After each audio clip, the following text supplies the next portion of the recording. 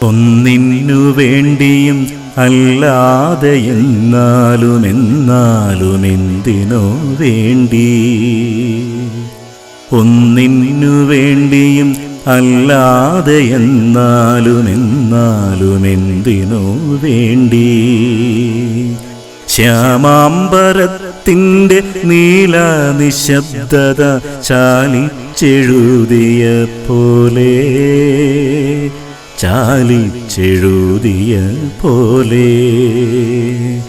കാലത്തിനക്കരെ കാവ്യത്തിനക്കരെ ഏതോ നിശൂന്യത പോലെ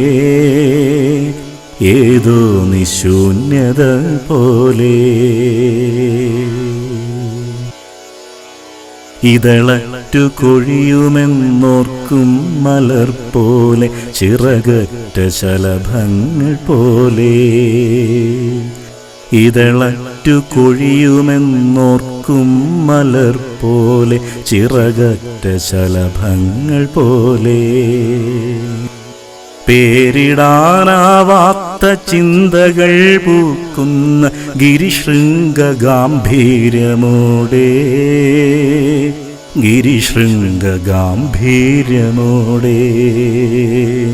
ഒരു മാത്ര ഞാനെന്ന കേവലത മാത്രമായി അടയിരിക്കട്ടെയോ ഞാനും. ഒരു മാത്ര ഞാനെന്ന കേവലത മാത്രമായി അടയിരിക്കട്ടെയോ ഞാനും. മഴ കൊണ്ട മാനത്തെ ഒറ്റ നക്ഷത്രമായി മൗനമേ നീ വന്നു നിറയൂ. വെറുതെ എന്നുള്ളിൽ വിതുമ്പൂ.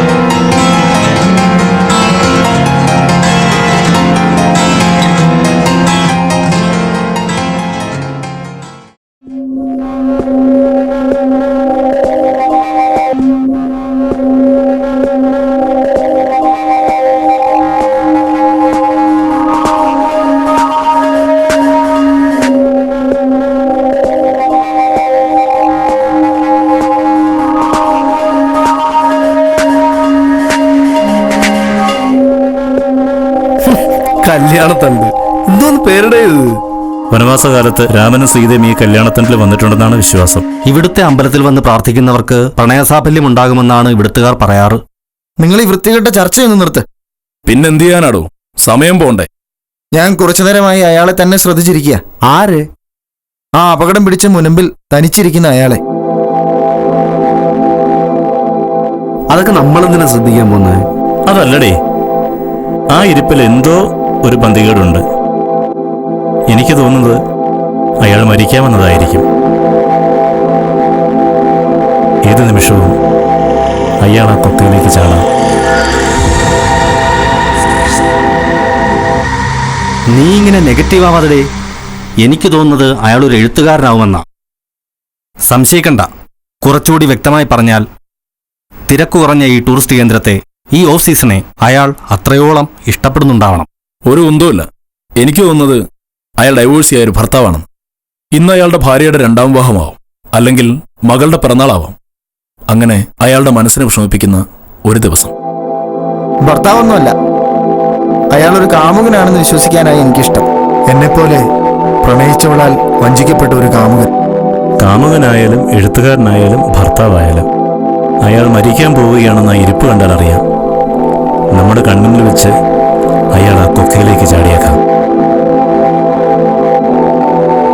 വല്ലാത്ത പൊല്ലാപ്പായല്ലേ ഇത്, മനുഷ്യൻ ടെൻഷൻ അടിപ്പിക്കാനായിട്ട്. ഞാൻ അയാളോട് ചോദിക്കാൻ പോവാ, എന്നെ ഉണ്ടാക്കാൻ എവിടെ ഇരിക്കുന്നതെന്ന്. ഏയ്, അത് വേണ്ട. അങ്ങനെ ചോദിച്ച അയാളൊരു ഉത്തരം പറഞ്ഞാൽ നമുക്ക് പിന്നെ സങ്കല്പിക്കാൻ ഒന്നുമില്ലാതാവും. ഇതിപ്പോ നമുക്ക് എന്തും വിചാരിക്കാമല്ലോ. എത്ര സാധ്യതകളാ. ഒരുത്തൻ ചാവാനാണോ അല്ലേന്ന് അറിയാതിരിക്കുമ്പോഴാ അവന്റെ ഒരു സാധ്യത. മലയാളം പഠിച്ചതിന്റെ കേടവൻ ഇതുവരെ മാറിയിട്ടില്ല. ഞാൻ പോയി ചോദിക്കാൻ പോവാ, ചോദിച്ചിട്ടേ ഉള്ളു കാര്യം.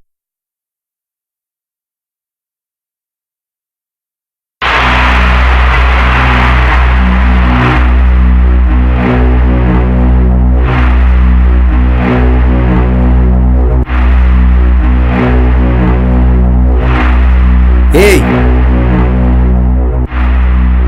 നിങ്ങളെന്താ ഇവിടെ ഇങ്ങനെ തനിച്ചിരിക്കുന്നത്?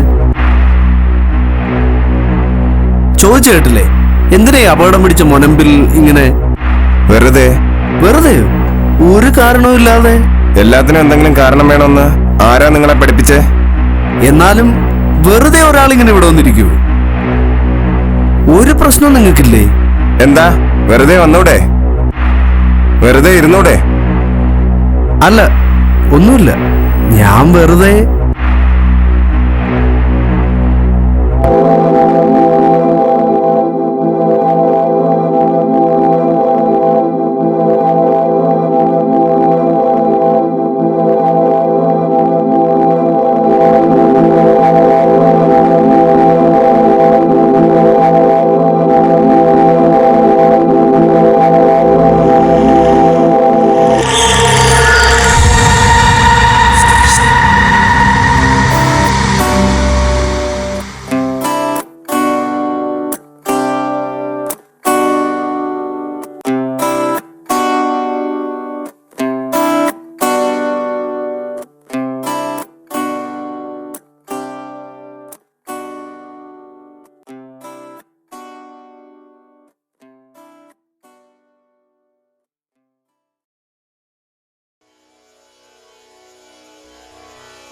മഴ കൊണ്ട മാനത്തെ ഒറ്റ നക്ഷത്രമായി മൗനമേ നീ വന്നു നിറയൂ. മഴ കൊണ്ട മാനത്തെ ഒറ്റ നക്ഷത്രമായി മൗനമേ നീ വന്നു നിറയൂ. വെറുതെ എന്നുള്ളിൽ വിതുമ്പൂ. മൗനമേ നീ വന്നു നിറയൂ. വെറുതെ എന്നുള്ളിൽ വിതുമ്പൂ.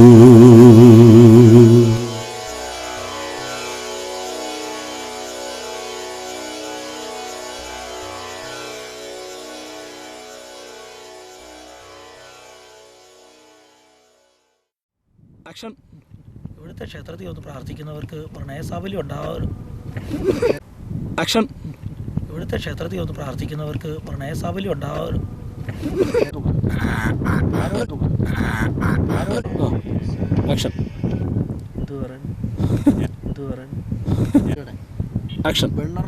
ഇന്നയാളുടെ മകളുടെ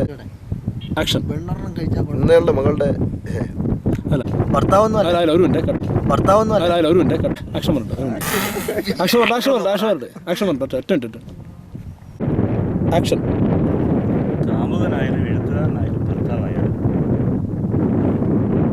അയാൾ മരിക്കാൻ ആക്ഷൻ. കാമുകനായാലും എഴുത്തുകാരനായാലും ഭർത്താവായാലും അയാൾ മരിക്കാൻ ചിരിക്കരുത്. ചിരിക്കരുത്. ആക്ഷൻ. എന്താ വെറുതെ വന്നൂടെ, വെറുതെ ഇരുന്നൂടെ? അവിടെ സാറേ. ആക്ഷൻ. എന്താ വെറുതെ വന്നൂടെ, വെറുതെ ഇരുന്നൂടെ? ഒന്നൂടെ. സേഫ് ആയിട്ടിരിക്കാമെന്ന് പറയാം. അന്നേരത്തേക്ക് നമുക്ക് ഷൂട്ട് ചെയ്യാനും ഇതൊക്കെ പണി. ഇത് പോയി കരുതിയാ നമ്മള് വേഗം ധൃതി വെച്ചെടുത്ത്. പക്ഷേ ഇത് പോയിട്ടില്ല. ഇതായിരുന്നു നമുക്കവിടെ വേണ്ട കേട്ടോ അല്ലേ? ഇതായിരുന്നു വേണ്ടത്. ഇതാ ഇരിക്കുന്ന ഇരിപ്പ് കഴിഞ്ഞിട്ട് വേണം ഇതൂടെ അങ്ങ് കൂട്ടിച്ചേർക്കാൻ. പക്ഷെ അവിടെ നമ്മൾ വിചാരിച്ചത് അസ്തമിച്ച് ഇത് കണ്ടിട്ട് പോയാൽ മതി. നല്ല അത് നല്ല സൂമല്ലേ.